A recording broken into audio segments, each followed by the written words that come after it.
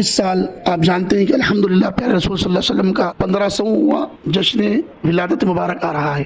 क्यों ना हम इस मुबारक मौके पर मदीने में हम हाजिर रहें और सरकार के कदमों में रखकर सरकार का खूब हम फैज़ लूटें। तो लिहाजा उम्रे का काफिला 25 अगस्त को इंशाल्लाह रवाना होगा। एमआर नूरी के ईद मिलादुन नबी सल्लल्लाहु अलैहि वसल्लम ग्रुप उम्रा पैकेज के लिए आज ही बुक करवाइए। मज़ीद तफसीलात के लिए इन फोन नंबर पर रब्त किया जा सकता है 9886928326 9591039925। नाज़रीन आदाब, एवन टीवी में आप तमाम का खैर मकदम है। जैसा कि आप जानते हैं, जब से मरकज में बीजेपी की हुकूमत आई है उस दिन से कई कायदीन बेलगाम हो चुके हैं।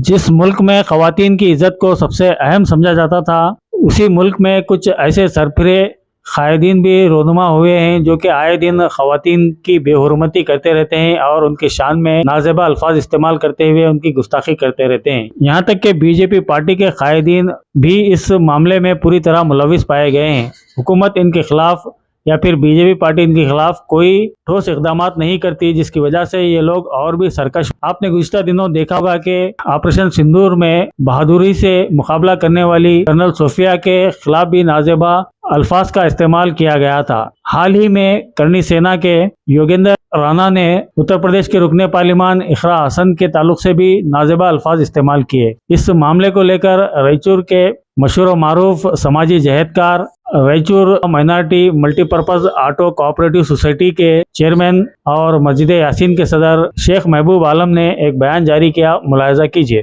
अस्सलाम वालेकुम।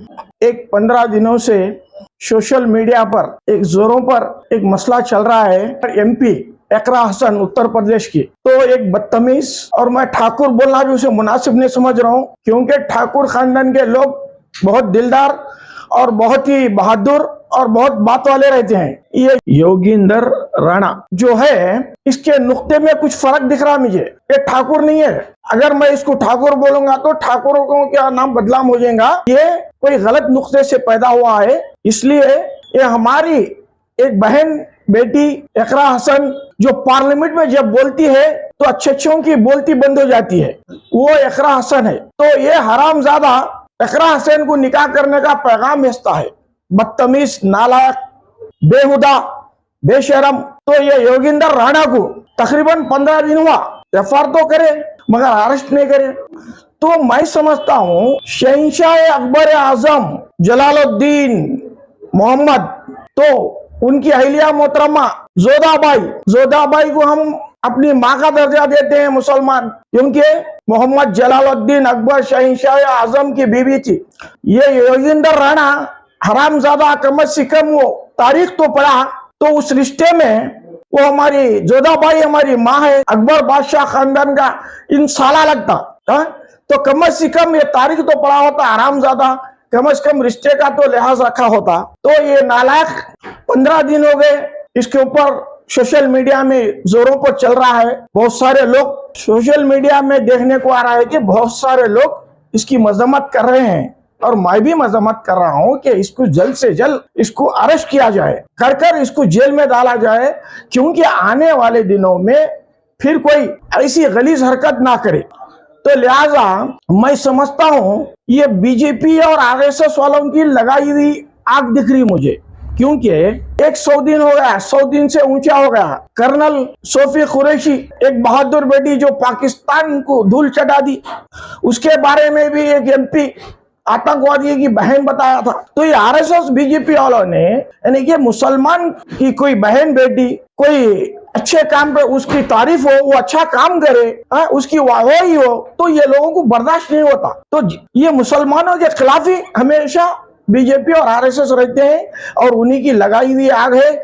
क्योंकि तकरीबन मेरी उम्र 60 साल की होने को आ रही है कि मैं अब तक ठाकुर कोई ऐसे हरकत करे सो नहीं देखा। ठाकुर खानदान के लोग, राजपूत, बड़े अच्छे, बड़े दिलदार और बहादुर लोग और बात वाले रहते हैं। ये हरामजादा वो ठाकुर बोलना मैं उसको मुनासिब नहीं समझ रहा हूँ, क्योंकि ठाकुरों की बदनामी होती, इसलिए हरामजादे को जल्द से जल्द इसको अरेस्ट किया जाए, जेल के सलाखों के पीछे भेजा जाए। तो धन्य हो मोदी जी, बेटी बचाओ बेटी पढ़ाओ, बहुत अच्छा पढ़ा रहे हैं, बेटियों को बहुत अच्छा बचा रहे हैं। सारी दुनिया जानती है आपके जो नारे हैं, सबका विकास सबका साथ, बेटी बचाओ बेटी पढ़ाओ, सबका विकास तो आप है ना, अमीरों का विकास गरीबों का सत्यानाश।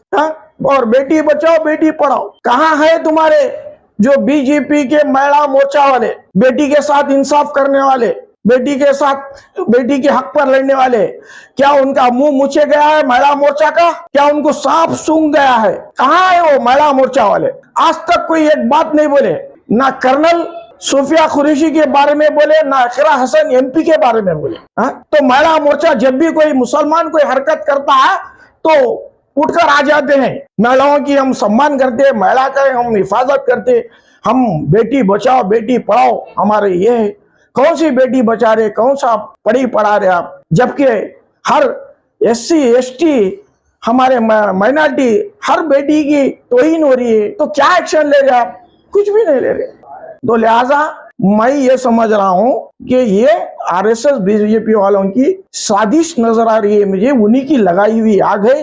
ये आग पूरे देश में लग रही है। तो ये जो योगी मोदी जो अनभक्त करते हैं, इनकी अनभक्तों को जब समझ में आ जाएगा कि योगी मोदी क्या कर रहे हैं देश में, देश को तो आधा बेच दिया है और आधा बेचने की तैयारी है। जब ये अनभक्तों को लाया गया है, हिंदू राष्ट्र, बाबर, औरंगजेब, ये तमाम बातें अनभक्तों के दिमाग में डाले हैं। मेरे भाइयों, मेरे साथियों, ये अनभक्त जो भी है, आप आंख मूछे हुए हैं, जरा आंख खोलकर देखो दुनिया में क्या चल रहा है। RSS और बीजेपी आप लोगों को कहां भेज रही है? ये आपस में हिंदू मुसलमान, बाबर अकबर, हिंदू राष्ट्र के नाम पर फसादात झगड़े ये कराने की कोशिश में ये योगी और मोदी लगे हुए हैं।